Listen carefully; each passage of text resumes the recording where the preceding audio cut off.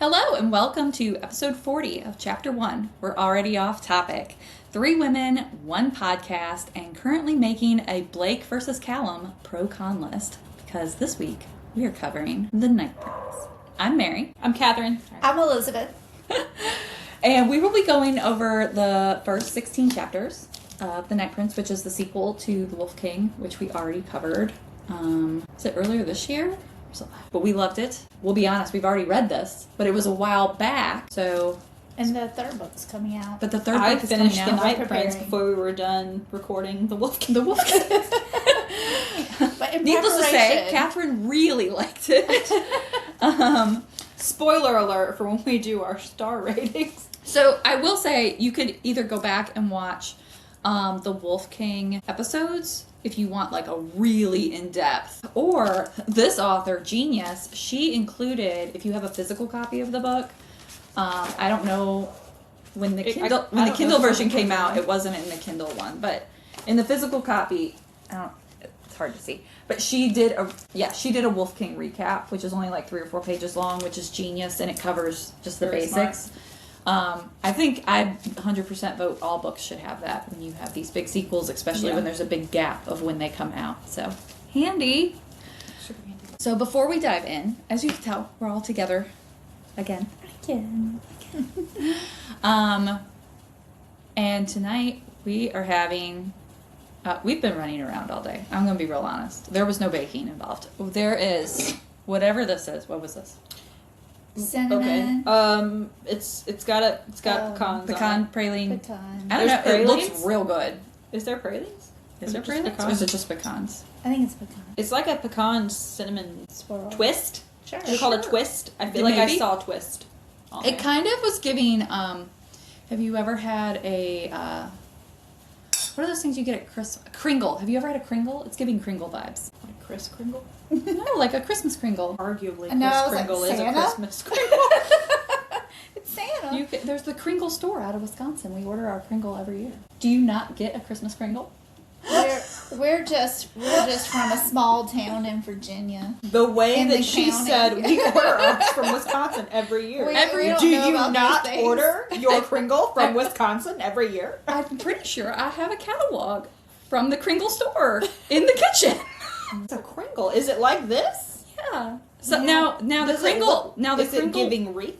Is that Yes, like it's round. Now the Kringle we get is like it's stuffed, almost like a Danish a little bit, where it's like stuffed in the middle. You can get like a raspberry, a cream What? cheese, whatever, and then it has Yes. like a layer of ice. Yes, that's a Kringle, and we get it from the Racing Danish Kringle Company. Notice I Racing, had to type Wisconsin. in what is a Kringle pastry. versus what is a arguably Kringle. it's this? It could be It this. it looks similar to the Google. Anyways, we picked this up at Food Lion, y'all.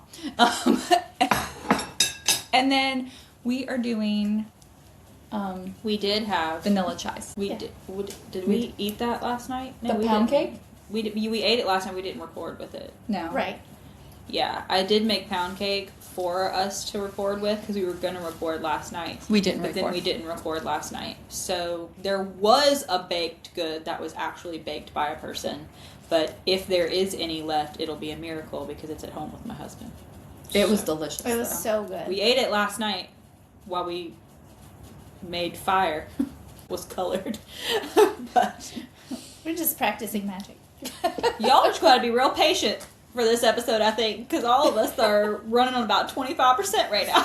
Like, I'm hoping this chai. We Oh, have by the way, we're bookstore also crawl. having vanilla chai from Crema and Pie. Courtesy of Dwight going and getting it for us. Shout out to Dwight. Hopefully this gives us a little... So, as many of you may know, especially if you follow our Instagram or our Facebook, you will see, that not only are we podcasts, but we're events, and we are hosting the Equinox Chapter 2 coming up in September. The Equinox Chapter 1 was a spring equinox. This one is in September, obviously, so it's a fall equinox. We have been running around all day putting up flyers and advertising and supporting some local independent bookstores and coffee shops. But we are also now... For anyone who likes This Is Random and a little niche, but if any one of you love Isabella Nag and the Pot of Basil, surprise, there's a second one. I obviously wasn't... I thought you were going to say, if you love Kringles. You know where to find Wisconsin. There's a second one in the Isabella Nag thing, and it's with Mrs. Gooch, which is hilarious to me. So I'm excited to read that. I picked that up at Scuppernong Books in Greensboro. There was only one copy. I know, I feel bad because there were 2 things that she saw that she wanted, but I snagged them first. She saw them first. It's the rules. I felt bad. I was like, you can just have it. And you she was don't like, have, no. No, it's the rules. First it was that, and then it was a Dungeon Crawler Carl hat. And I was like, oh well. And I was like, do you want it? Because I already grabbed them. Who got the hat? Did anybody get the hat? I got She the got hat. the hat. You better believe I got She the saw hat. it. She A gets hat. it. She's just like, I didn't fight her for it. I told her she could have it if she wanted it. She didn't want it. And I was like, well, I'm not going to leave it here. If you're not going to get it, I'm going to get it. I'm not going to leave it on this table. And that was at Eden's Ember. Eden and the Ember? Eden's Ember? Eden's Ember? Eden and Ember. Eden and Ember. Bookstore. Bookstore. In Eden. North Carolina. Real Hold small on. town, real cute. Hold on. I just want to make sure I say the name of this bookstore right. Eden's Ember. I was right. Eden's Ember. Yep, I was right. Which a fun side story. I'm never going to start. Okay. What's the fun side story? Tell me. The Panera. Oh. We got hungry. We tried to find a Panera, which we found one, but it was apparently inside of a hospital. We didn't know that. This one was overstimulated. There was apparently a death metal get low happening. Listen.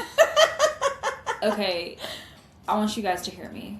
Let me just paint a little picture for you.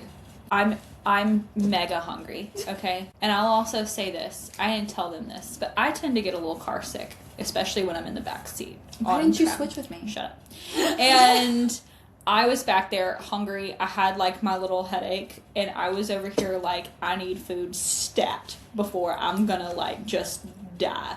They are driving around the hospital parking lot, and the GPS is like, turn left, turn right, turn right, turn left, left, turn left. And they're like, do we turn here? Do we turn here? All around the Cone Health Hospital, trying to find this Panera Bread. Meanwhile, this one, her playlist ranges hard. From like screamo music to like Lil Jon to, I mean, it's a wide range. You don't know what you're gonna get. You just don't know. There was a screamo song about SpongeBob at one point. I'm not even, and you think I'm not exaggerating at all. And so they're having this discussion while we're going around the hospital, and it's a screamo version of Get Low. Y'all, look up. So all you're hearing is, to the window! And like, they're not, it's not at like a low volume, guys. Like, it's not, like, and they're over here trying to find the Panera. And I'm like, So it's Anthony what Vincent. is happening? It's Anthony Vincent. He does a lot of different. Well, he has his own stuff, but anyway, he did the style of Get Low by Slipknot, like in the style of Slipknot. Can you imagine? So it's the song Get Low, but in the style of Slipknot. And Like, don't that's get the me first wrong, song. I was back there like, to the window. Like, but like, I was over here because we're just going. Like, around. There, like at this point, I was like, do we want to get a valet? Like, because they had it. We did give up when we pulled around and we were following the instructions, and we were literally where the ambulance drops people off at the ER and it goes, you have arrived.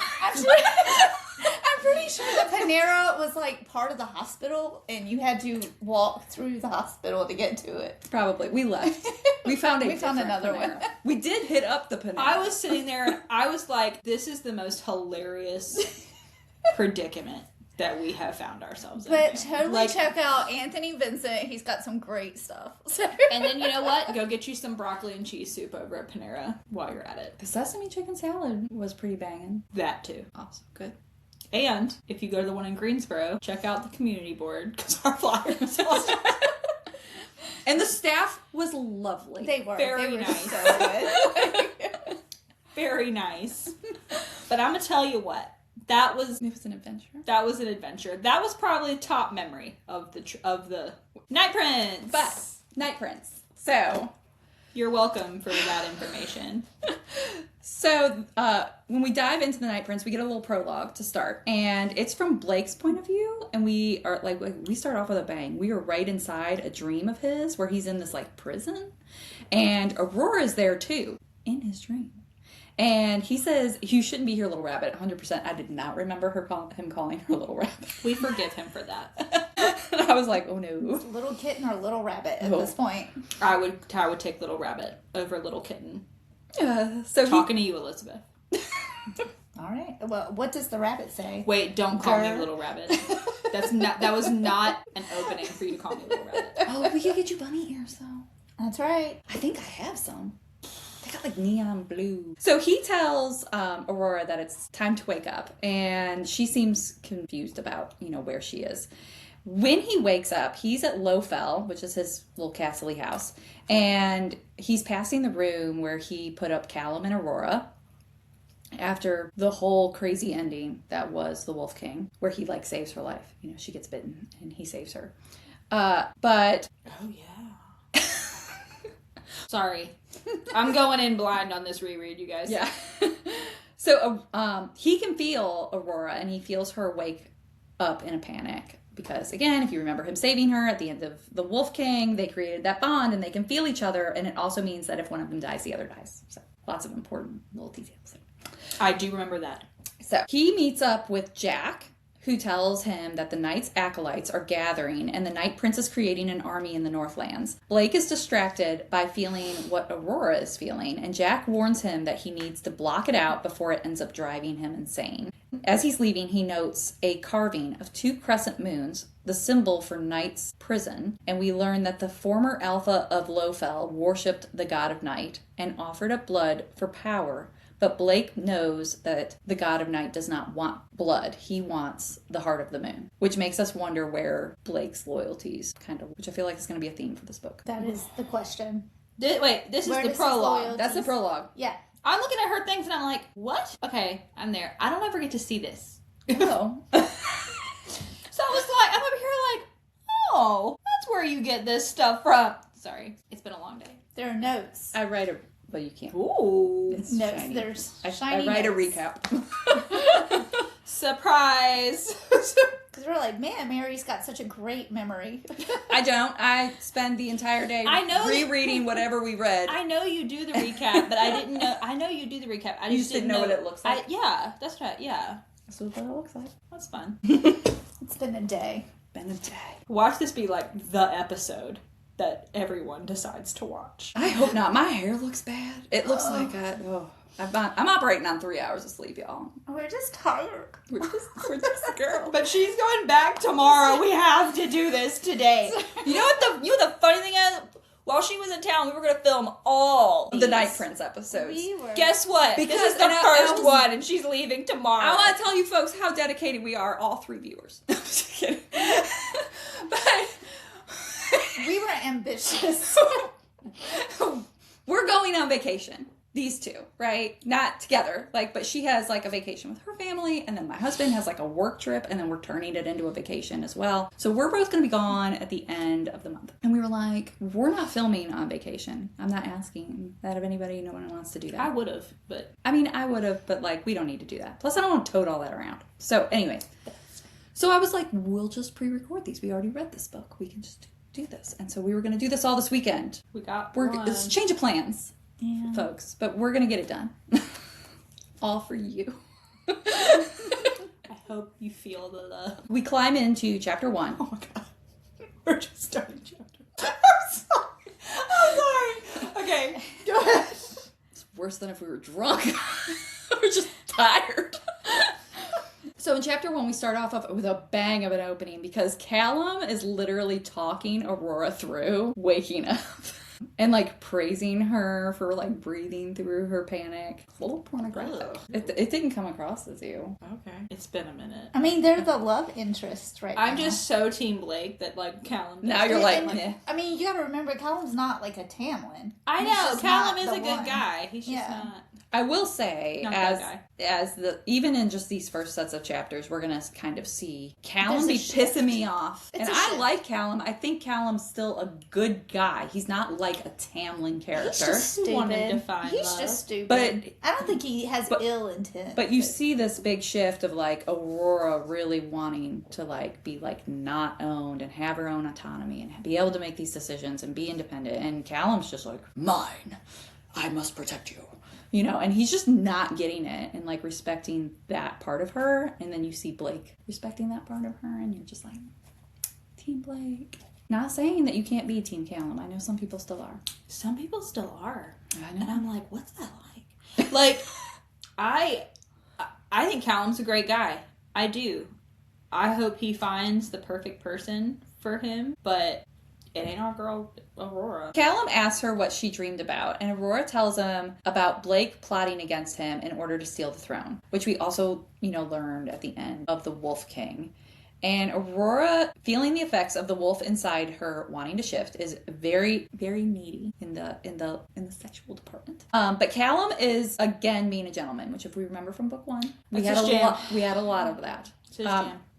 So we're sticking with it. She just got injured. He doesn't want, to do anything. But he's about to cave. His defenses are coming down, and Aurora descends into a darkness inside her, and her wolf is like trying to break free. And she hears Callum say that she's burning up, and then she hears him start just screaming for Blake right before she passes out. And then we go into chapter 2. I will say one thing that I do like about Callum is that he's not too proud To ask for help. Mm-hmm. That's a good green flag. That is a very I'm not positive saying, thing about honestly, Callum. of the two of them, Blake is more the red flag character, but I think you start to see the issues with Callum start to pop up in this book. Yeah. For her. Yeah, I think that Blake is just what she needs in this season of her life. I guess forever, because I think that they're pretty... I mean, they're bonded at this point, and one will die if the other one dies. So, I mean, they're pretty bound, literally. So, just keep going. I'm Watch sure. her just be on us, and she don't need no man. Or Oh, she'll she get could be- both. Well, she don't need no man. She'll have both. I really don't want it to be a why choose. And I'm not against a why choose. But I don't feel like that's right for her. I almost think she would be with no man. Based on her character growth through this book, I feel like she would end up with no man before she'd end up with two of them to deal with. So in chapter 2, you're in kind of this like Aurora haze, where she can hear what's happening around her, but she's like not with it. And Callum worries that it's the bite, but Blake says that it's her wolf, trying to shift. And later, still in her like half shifting wolfy haze, she kind of comes to enough to realize she's straddling Blake in his bed with a blade to his throat, which he then like pins her down gently. And then he carries her back to Callum, who asks where he found her.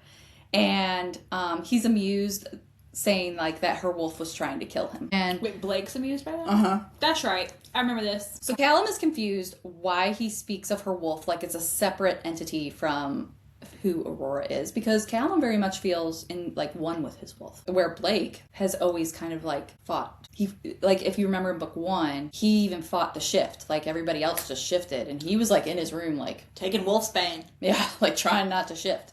Callum tells Blake that he needs to accept that part of himself, like he would be better off for that. And Blake just ignores him and tells him to keep a tighter leash on his pet. When she finally wakes up from this fever that she's been having, there's a note for her to eat breakfast and stay in her room from Callum, and that he's gone to meet with Blake's clan. And as she's getting dressed in the only clothes she can find in the room, which happen to all be Blake's, a girl summons her to Blake's council chambers. You do get a lot of like inner monologue around this time, where this is like their first time in Blake's like castle and area with his clan, and there's like she's kind of like there's not a lot of people. She's wondering if his clan likes him as alpha. They like there's just a lot of wondering about Blake. In chapter 3, in his chambers, Aurora sees not only Blake, but Callum's there, who's both unaware that Aurora has been summoned and kind of surprised by this, along with Blake's right-hand man, Jake, and another large man with an eye patch and a bunch of scars on his throat that she recognizes, but she doesn't know from where. I will say, you can make a drinking game in this book about the amount of things Aurora recognizes, but can't place, okay? Blake asks the girl who summoned Aurora, whose name is Elsie, if she will be staying in the council room, which kind of is giving you the vibe she's not like a servant or anything, because like otherwise why is he gonna ask her to stay? And she says no and leaves, but Aurora can feel through the bond that Blake has this like sharp emotion to her wanting to leave, and she wonders who that woman is to him. The burly man, we learn his name is Aaron, he laughs at the girl's response to Blake, and then he ends up he like whispers to Blake something, and then he ends up leaving and following Elsie out and like going with her. Blake is saying he wants a man named Lachlan to come to Lowfell for a wolf ritual, which happens every couple of years. And it's kind of like, it's during this like basically the equivalent of like a lunar eclipse. And they believe during this time that the moon goddess is moved deeper into the night god's prison, because the night god imprisoned the moon goddess. And he like apparently during this time like hides her further away. And that way her light can't touch the earth. So they do this big like celebration. But they want Lachlan to come, who's this other alpha of another clan. Callum isn't against the ritual, but he doesn't trust Lachlan, even though he has like a really big army and they have a common enemy that is James. But Callum is worried now that he has a note delivered to him from James that says, "You have something of mine and I have something of yours, so like let's swap." And apparently James has Fiona, which we remember from book 1, who is really important to Callum's clan. And in fact, if I remember right, isn't she the one who like technically, it was like in front of Blake, and I don't know if anybody else saw it, but like she challenged Yes. Callum a little bit on an order that he gave her. Yes. And Remember Blake was like, that's interesting. I remember specifically him like clocking that. yes. So then we go into chapter 4, and it's explained that it's wolf law that if a half wolf is bitten and they survive the bite, that they become part of that clan unless another alpha claims her first, which has to be done with kind of a public bite with witnesses. Aurora refuses even to let Callum do it, and she says she does not want to be owned or belong to anyone ever again, because again, remember when we first met Aurora, she was with her dad, who was very controlling, and he ordered her this betrothal to that awful man Sebastian. Like, she never had control over her life. She's like, enough of this, I want freedom. This hurts Callum's little feelings a little bit. Bless. He needs to just expand his mind. It's not all about him. She likes him. It has nothing to do with him. So Ryan arrives and asks for a word with Callum in private, which leaves Blake and Aurora alone. And then in chapter 5, Aurora is hurt that Blake used and is continuing to use her. While she never fully trusted him, she always wanted to kind of like be friends with him. There's a lot of like these tiny details that overall aren't like super important to the plot.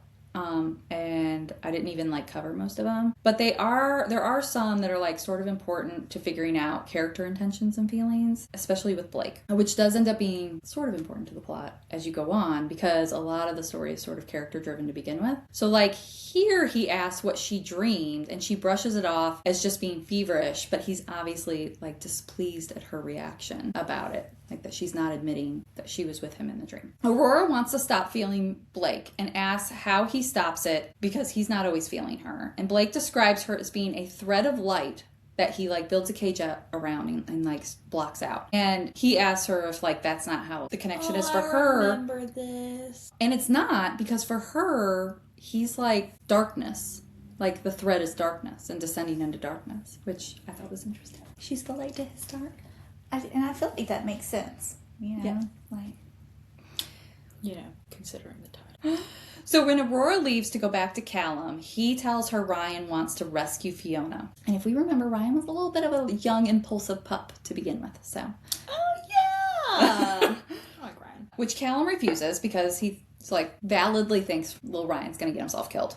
Yeah, he might. Ryan's heart's always in the right place. He just, He's young. he He doesn't wants think too things much. through. Impulsive. Mm-hmm. So in chapter 6, alone in the room, Callan confesses all his worries, but he says he's glad that Blake's spies have informed him that James doesn't have the Heart of the Moon, which is like a huge part of book 1, right? Everybody's looking for the Heart of the Moon because it's the only way that the wolves can shift freely, because without it, Gotta get that they right. can only shift on the full moon, right? So it's like a big Unless deal. that one random time. And we're that gonna they all shifted. I don't remember when we learn it. I know we learn it, like, I don't know if we learn it again or if we're learning it for the first time in these chapters, but the God of Night also wants the Heart of the Moon. Like, it's like the key to the prison, basically. So it's his only way out. So he is also looking for the Heart of the Moon. So Aurora really wants some spicy time with Callum. But Callum is now worried he's going to send her, like, before he was worried about her being injured. Now he's, like, worried he's going to send her into a fever. So he's just like, no. He thinks what he's got going is just going to give her... Who wants to read? You think you will give me so much pleasure that you will push me into a fever for days? I will agree. That's a little cocky. His expression is so remorseful that I have to suppress my smile. You certainly think highly of yourself, don't you? A soft laugh escapes from his lips. His eyes crease at the corners and they brighten, the color of treetops being hit by sunlight. For a moment he looks younger, not an alpha with the weight of a clan on his shoulders, about to challenge his brother, but a young male full of mischief and light. I don't recall your complaints the previous times I have tasted you, nor every time... Oh my god. Okay. Nor every You can just skip some of it if you need to. Nor every time he did things. I fight my blush, as I am currently doing, and his grin widens. Do you not think I've earned my high opinion of myself? How much more am I reading? Do I keep going? Just like to there. I bite my bottom lip. I cannot remember. Perhaps you should remind me, which I don't think he does. Yeah, because he ends up sending her to go get a bath. Yeah. He's like, bye, girl. Yeah. I mean, good for him, I suppose. But it was funny. You know, 'cause It he's is over there, like, funny. he's like, I can't. If I Was it there? You're like, Catherine can read. Jack of all trades, one might say. So Callum the next day speaks with Bruce, speaks about Bruce, I'm sorry, the previous alpha of Lowfell, as they walk around kind of exploring the grounds, and how his father and James both disliked him, eventually cutting all ties, which almost led to a war until Blake was the one who ended up killing him, but no one knows how Blake did it. While exploring, they come across an old chapel, and Callum realizes it's one of Night's chapels. Aurora questions why there would be one there, and he explains that when Night locked up the moon goddess, she tricked him and imprisoned all of Night's creatures that used to roam the earth too, including Night himself. And he says some wolves feared him enough while others worshipped him, hoping to release him from the prison one day, and believe the heart of the moon is the key to do that. Aurora asks if they should be worried about Blake since this chapel devoted to the god of Night is on his property, but Callum says that not only does Blake not really strike him as an overly religious kind of guy, but the building's obviously really old and fallen out of use. It was fairly well known that apparently Bruce, the previous alpha, had worshipped the god of Night. So And was apparently a psychic. yeah. So Aurora once again sees the symbol above the door, which is the key with the 2 crescent moons, and she recognizes it but can't place where she knows it from. So in chapter, You know, when I read this book, I did not clock that she was recognizing all these things but not, couldn't place it over and over and over again. Or maybe I did, I just don't remember that part. But I don't feel like I remember that. But you know what? That's not really too off base for me. So in chapter 7, Callum doesn't want to leave Aurora after her fever, so he spends his time walking around with her exploring Lowfell. They find Jack sparring with Ryan, and Callum is happy that he can now see how he fights without Jack knowing. Did I call him Jake earlier? You did. It's you did. Jack. I'm sorry. Jack. That makes more sense. So it's Blake and Jack, not Blake and Jake. That's my fault. I was really tired. I was doing this at 3 a.m.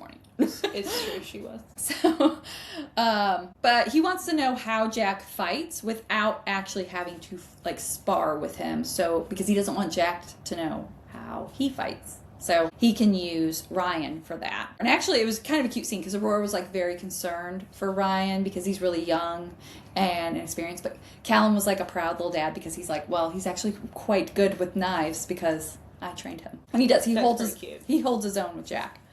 So later in the library, Aurora is reading up on, well, she's not really reading on the experiments and that torture that had been done on wolves, those books from the first book that Blake had, because she doesn't want to read about all that parts, but in there is stuff about the full moon and shifting, which she's trying to learn more about since she's going to have to do that. Callum hasn't had sex with Aurora in a while, and his scent is waning, but so he is worried about that people can't smell him on her. Yeah, to protect her. For protection. Right. So, Elizabeth, right. Yeah. Sure. So, they end up having, a little foreplay action. But during that, he almost bites her as he kind of like loses control of his wolf. And he panics and says that he can't control his wolf around her and he's still worried about triggering another fever. So he decides to put in like a hard and fast rule of like they're going to wait until after the next full moon and her shift. No sex. Off the table. Which leaves her quite frustrated.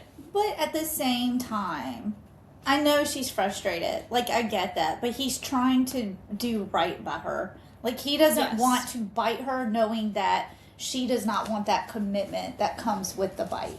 Yes. So he's trying his best to honor her wishes. To honor that. So, I mean, yeah. So that's his good side, I guess. He's not a Tamlin. And it's things like that that show he's not a Tamlin. Yes. But he's also dumb. But she's off, you know, she's obviously very frustrated and disappointed.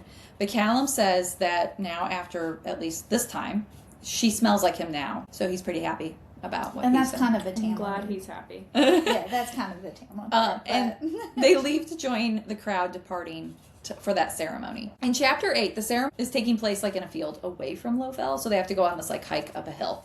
And Aurora finds herself like on that little hike, just like happy to be anywhere but the Southlands. Like she's in her head, she's like she's happy to be there, but I think like we're gonna infer that like she's just happy to not be, because she does mention like she's happy to be away from the Southlands. So along the hike, another man joins her because she's kind of fallen behind. She's struggle busing back there. She is not exactly made for hiking. Another man, he's kind of got like this cloak situation, so she can't get a good eyeball on him, but he like starts walking with her and is just chatting with her. And he asks her if she dislikes Blake. And he says that he finds him intriguing, saying that Blake likes to collect broken birds, referencing his sort of ragtag clan that he has, including like Jack and Aaron. But Aurora also feels that he's referencing her and doesn't appreciate it because she doesn't like being called broken. But the guy also ends up asking about Callum kidnapping her. And she argues that she came willingly to escape her unwanted marriage. And the man hints that Callum, of course, wouldn't resist rescuing her because he loves like a damsel in distress. Which, I mean, honestly, I think is pretty accurate for Callum. I would agree. But he did give her a choice. He did give her a choice. He gave her a choice. He's big on consent. We gotta give it to him. Yeah. That's true. So the man mentions her pretty hair, because if we remember, she's got that red hair. That is not Southland's hair. And that many from the Snowlands have it. And as they approach Callum and Blake, who are wondering where Lachlan is and when he's going to make an appearance, and in a shocking turn of events, he pulls off his little cloaky hood, revealing that he is Lachlan himself with red hair, just like hers. So Callum wishes to speak with him right away, but Lachlan refuses, saying he will be there for days and that they should just enjoy the festivities and like talk politics and business later. He's had a long travel day. Right. He's tired. Give the man a rest. So Blake and Lachlan leave to chat, and Callum is immediately suspicious, thinking he's up to something. He notices Aurora sweating from the hike. This scene was hilarious. Okay, first of all, she's like, you don't tell a woman that they're sweating. They glisten. But they end up arguing because he's like, I would have carried you. And she's like, I don't want you to carry me. Like, I was happy hiking. Like, she's just, again, she's like, I'm allowed to sweat. she's continuously pushing for her own independence, and that man just ain't getting it. He's like a rock. Just He hasn't figured out she's not like the other girls. But She's he's not. surrounded by like these wolf girls who are independent and strong and perfectly capable, but he keeps treating her like this broken, fragile Damsel thing. in distress. Yes. Damsel in distress. And again, I'm not anti-Callum. I don't think he's a bad guy. Like, if you want a damsel in distress, you kind of found the wrong girl. Right. Yeah. She might have been a damsel in distress at first. You know what I mean? Because she was in distress, and he did help her. But she probably figured it out. So Rora's, kind of lamenting that he feels like she just needs this constant rescuing when she suddenly feels Blake through the bond, like a sharp, kind of like angry feeling. And when she looks at him, he looks relaxed, but his eyes have gone like really cold and deadly. And she follows his gaze to the priestess who's there to perform the ceremony. And she's holding on to a little boy who'd been traveling with them. Like, he was like riding on people's shoulders and like zigzagging around, like real cute little kid, right? Just being a little boy, just doing what boys do. She's holding this boy Alfie by his arm, like holding him. Not like, hey, we can hold it, like being aggressive. And she's scolding him, which pisses Aurora off. And she just goes marching over there. And, keep in mind, Aurora has her own fair amount of religious trauma, because in her first book, we know that she was being whipped repeatedly by the high priest. So she doesn't have a lot of tolerance for abuse of a child by like a religious person. So, when confronted by Aurora, the priestess claims the child is tainted since the mother was promised to the god of night. Aurora pulls Alfie away to protect him, and Elsie comes forward telling the priestess to leave her son alone. So, now we know Alfie is Elsie's child, sort of. We'll learn more on that later. The priestess then tries to refuse to do the ceremony with Elsie in attendance, claiming that she is a supporter of the god of night. But Blake interjects, claiming that she is not any more a supporter of the god of night than anyone else there. And Blake threatens the priestess to make her apologize, but Callum tries to calm him down, only for Aurora to jump in, backing Blake and being like, yeah, apologize. When the priestess finally does, after everybody kind of gangs up on her, but Elsie is super upset about like that they've made a scene and she didn't really even want to be there in the first place, and she insists on going back to Lowfell even though Blake says that you have every right to be here. So Elsie takes Alfie and they end up leaving. When Callum asks if it's true about her worshiping night, Blake says no, it was her father, and Aurora once again wonders who Elsie is to Blake. So then in chapter 9, everyone is drinking. Lachlan brought like these big old barrels of whiskey, and everyone's just having a good time, drinking the whiskey. And the priestess tells the story of the goddess as part of the ceremony. And then the wolves sing a song in a language that Aurora doesn't know, but recognizes the song. After the ceremony, as everyone is relaxing and drinking more, suddenly everyone senses something like weird, and they all go on edge, and it's revealed that James has arrived. Not James. So he comes to claim Aurora in accordance with the wolf law. And mentally, you get Aurora, like, plotting. She's just going to go with him because she doesn't want anybody getting hurt. And she's also like, Callum will come rescue me later. Like, it'll be fine. Like, nothing's going to happen to me. I'll just go now to prevent anybody, like a war from happening or anybody getting killed. But before anything can even happen, Blake shows up like right behind her. He apologizes. He's like, I apologize for what I'm about to do to you. I forgot about... Mm-hmm. And then he bites her on the shoulder, claiming her in front of everyone as part of Lowfell, with him as her alpha. And then we go into chapter 10. Yep. You're like, I'm going to have to reread this. God, I love this book. So in chapter 10, Like, a lot of it I remember. And I remember him biting her, but I didn't remember... sorry. how he did it. Yeah. It was good. That was good. It was super good. Which it gets even better because he'll reveal later why he did it like that. So in chapter 10, James leaves peacefully. He's like, okay, cool. I'm going to respect the wolf law that's in a court, you know, like now that... Fiona's mine, though. And Aurora wonders if he knew it would happen and orchestrated this to end the alliance between Blake and Callum because he knew it would cause a rift.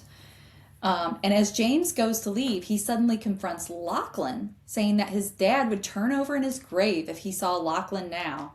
But Lachlan only jokes, well, I put him there, so... I really enjoy Lachlan in these first set of chapters. Lachlan, yeah. And then James confronts another of Lachlan's clan, a guy named Ian, asking about his brother and if he knows how he's doing, because he knows he was captured and imprisoned on the Borderlands, which is where Sebastian was over. And the new alpha of the Borderlands is there and has all these prisoners, supposedly. But he's arranging for all those prisoners to be released in exchange for Aurora, which makes Ian immediately zone in on her and kind of makes her a target for, like, all of Lachlan's clan. James then tells Callum that if he joins him, he will be forgiven of all of his treason and that they would kill Blake together. And while he will use Aurora in the war, he would never let any harm come to her. But Callum only says that he will see him later. Aurora's pissed about the claiming and slaps Blake, making Jack and Aaron just laugh. Meanwhile, Callum is also fuming and starts choking Blake, only for Aurora to start choking behind him, begging him to stop because Callum forgot about their, like, bonded connection, that they feel everything the other feels. And he quits choking Blake, but then he turns, immediately picks up Aurora and carries her back down to Lowfell, which she is arguing and fighting about the whole way down. Because again, she's like, I can walk. And he's like, just let me do this. I have to do this right now. And he carries her on the way back. So back in the rooms, Callan cleans her bite and says that he can't wait until after the full moon anymore. And while he wants to be slow and gentle, Aurora craves more and is wanting to bite him all of a sudden. And as they both climax, Callum keeps saying, "You're mine," just like over and over and over again on repeat. But Aurora, in her own mind, keeps saying, "I belong to no one," after each of his "you're mines. So in chapter 11, Aurora is dreaming and is locked in a room. She keeps throwing herself against the door, begging to get out, when someone else joins her and he helps her push through the door, and then they fall through together. But on the other side, she immediately becomes a statue made of stone, and people are looking up at her, admiring her, saying how lifelike she looks. Including Blake is there. But then as people start to filter away, Blake looks up and asks her, when is she going to fight? And then Aurora wakes up, and she feels like this tug inside of her, and she's being pulled into the hallway. So she sneaks away from Callum and leaves him sleeping to find Blake waiting for her. He hands her a jar with I don't know, I'm assuming a salve, I can't remember what it was, to apply to her wound, saying it would heal it and reduce the scar. And I think Blake knew she didn't want to be marked or claimed, which is why he gave her the salve. That was his apology.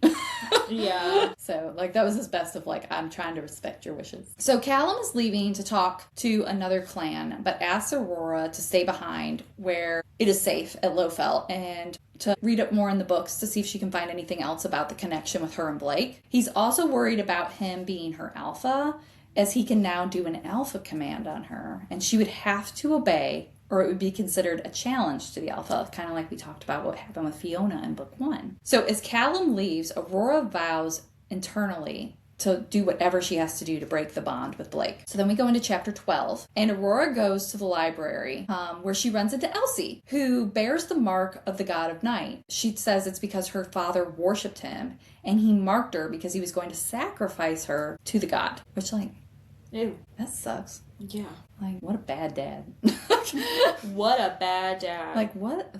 What is that? Girl's got some childhood trauma. Aurora tells her about her beatings in the name of the sun goddess. Trying to connect. Girl. We're trauma dumping. But Elsie doesn't quite take it that way, because she gets really short with her. She's like, yeah, we're just alike. It's the same. And when Aurora asks what happened to her father, Elsie tells her that the night before she was to be sacrificed, she prayed to the gods to help her, and they sent her brother who killed her father. And Elsie says her brother likes Aurora. And she asks who her brother is, and she says that it's Blake. Because there's a little more to that exchange, because she's like, my brother really likes you. And I think she finds out pretty quickly it's Blake, which she was surprised about, but she also is like, he doesn't like me. And kind of resists that. I feel like that's a little dumb though, because I feel like he wouldn't be doing. Well, she's like, he most wouldn't go of to these war things. for you if he didn't like you. Yeah. So Elsie gives Aurora a book, telling her she should really read it, with kind of a little mischievousness to it, and invites her to town with her to pick out a dress for the feast planned to convince Lachlan to join them. Aurora looks at the book, and it's called The Alpha and the Kitchen Maid. Scandalous. In chapter 13, Aurora overhears Jack asking Blake if it's under control. And that he looks like shit. Blake says he hasn't been sleeping well, and Jack tells him to talk to Aaron about helping him manage things. And then Aurora goes into the dining hall to eat with the others and read. And while she's in there trying to mind her own business, she keeps seeing Ian watching her the whole time as she's flipping through these books. And she's going through the books, which she's trying to study and learn about the shifting, learning about the connection and the bond, break it, and all these different things. But she's bored, right? Because it's not very fun. So Educational reading. So she ends up reading the romance novel that Elsie gave her, and she quickly realizes that this is a very spicy book. Blake is visibly affected through the bond of her reading these chapters and reacting to how she's reacting. And he ends up coming over and snatching the book out of her and teasing her that Callum must not be satisfying her as he reads some of the more scandalous pages out loud. In chapter 14, Aurora decides to join Elsie and go into town. Aaron joins them, and Aurora realizes Blake sent him to keep an eye on her and protect her. She asks if she knows him from somewhere because, again, she recognizes him, doesn't know where. I'm starting to feel like I just am the most unobservant person. Because, it's all sounding very obvious when you're saying it, but I'm I didn't pick up on it. You're I didn't clock any of these things. You read it so fast, you just devoured it for what it was. I know, I'm over here there's some stuff. Aaron ends up admitting that he worked for her father for a while, and he is a half-wolf but he hadn't been bitten yet at the time when he was working for him. And she guesses that Blake was also a part of the King's Guard. And Aaron just says, yeah, something like that. We're just going to assume he wasn't just a King's Guard over there. When Aaron takes Alfie to go get some juice, Aurora mentions that he's a really good dad to Elsie.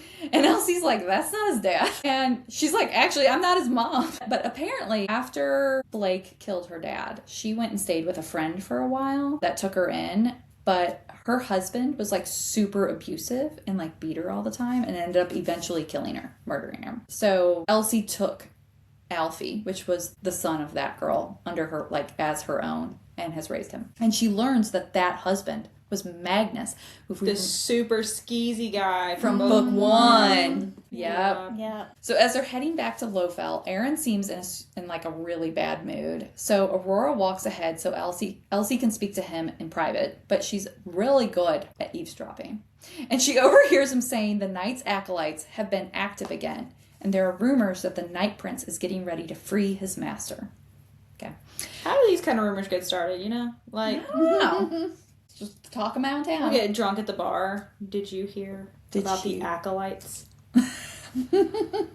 Have you heard what the Night Prince is doing? No one knows who the Night Prince is, but they're like, have you heard what he's doing? Listen, you didn't hear it from me, but he about to release that guy. He gonna be out. What does that mean for us? I don't know.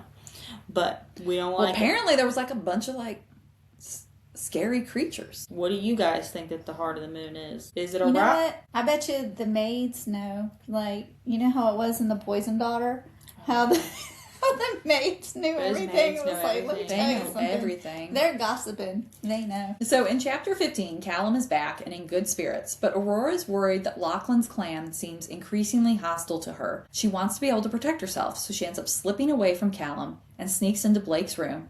She does a lot in book, like from book one. You could drink to that, actually, at this point. And she ends up like stealing some wolfsbane from him, but is caught by Blake in the act. And as he reaches for her, it causes her to spill it all over herself, like all over her hand.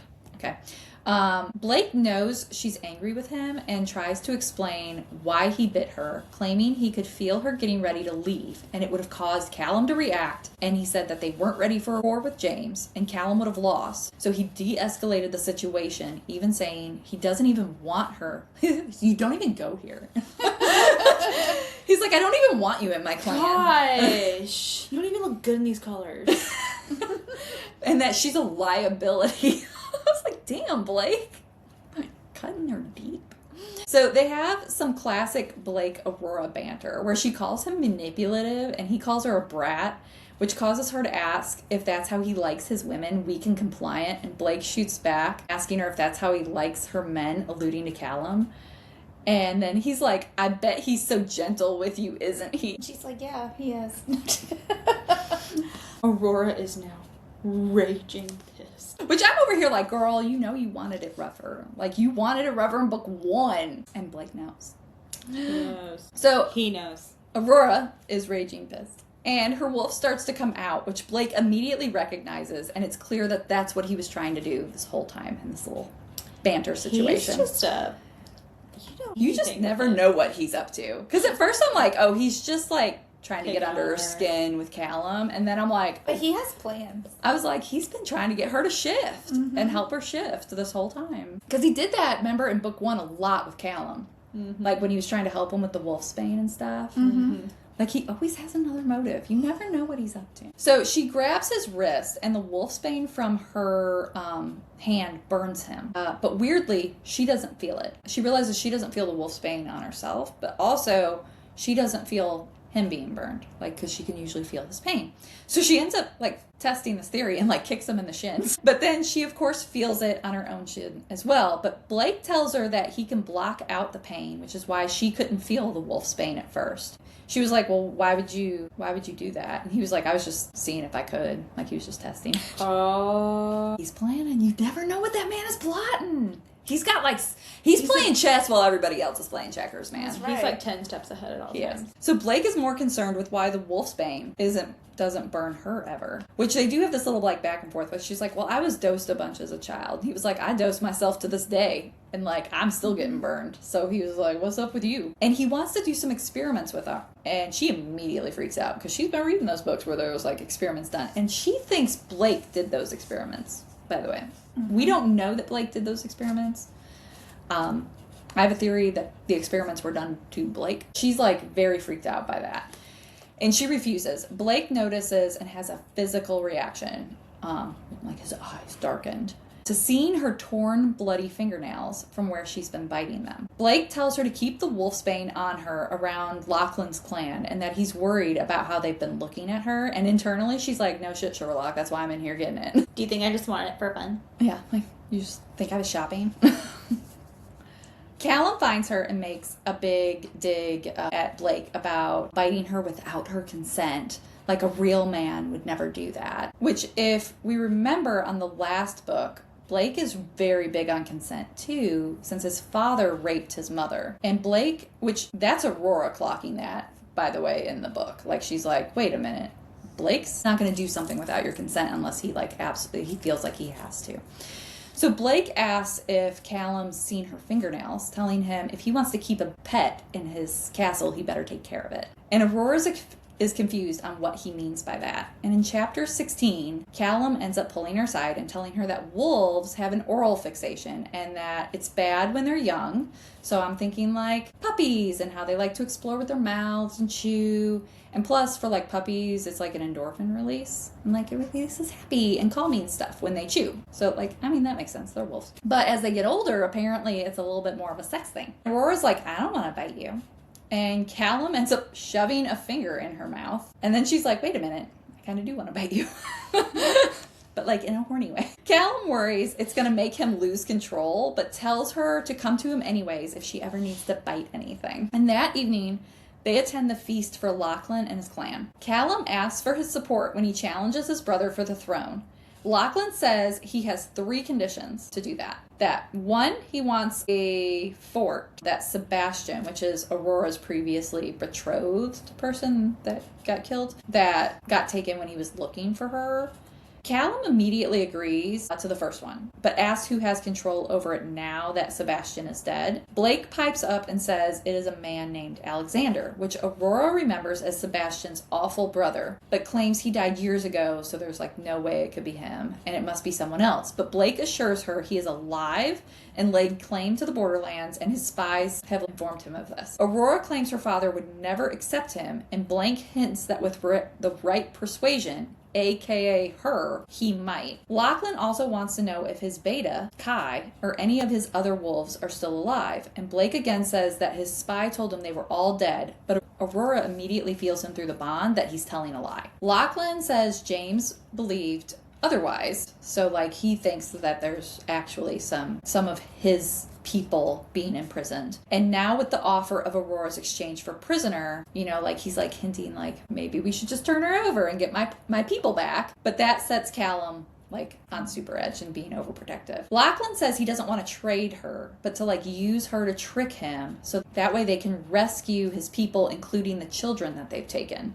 Which of course gets Aurora's attention because like Aurora's like, well, of course I want to help the children. Like, it's for the children. Callum answers for her and says no, like immediately. That he will rescue them after he becomes king, but he's not going to risk Aurora. And Aurora's irritated because she was not even consulted. They end up arguing, and Blake is actually the one who jumps in and diffuses the situation, offering for his spies to do more research and report back on the situation. Blake also threatens Lachlan and says that Callum and Blake will kill him together if he arranges a trade of Aurora behind their back. And Lachlan promises that he is safe. And he actually like makes a little joke about like, so nice to see you two working together. And while Aurora's not really sure about the rest of the clan, she does actually feel like she can trust Lachlan, and she believes him when she says that like she's safe from him. Aurora asks what his 3rd condition is, which ends up being a private audience with her the next day. As Callum goes to protest, he pauses when a woman walks in and says to Blake,